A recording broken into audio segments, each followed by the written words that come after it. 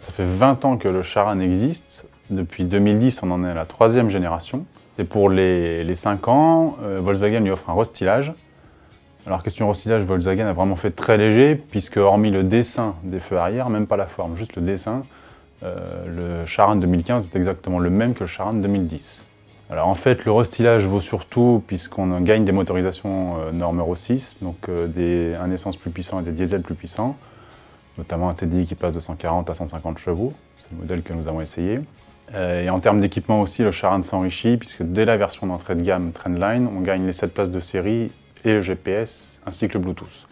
Et après, il gagne aussi d'autres équipements tendance, tels que l'alerte de franchissement de ligne, détecteur d'angle mort, un système connectique plus moderne où on peut brancher son smartphone, son Apple, etc. Enfin, plein de petits gadgets qui sont plutôt utiles.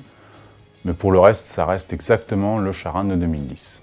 À l'occasion de ce restylage, les tarifs augmentent un peu, notamment sur les versions d'entrée de gamme Trendline. Donc en essence, maintenant, on débute à partir de 35 000 € et en diesel à partir de 37 000 €. C'est toujours des tarifs assez élevés, puisqu'on paye un peu le blason Volkswagen.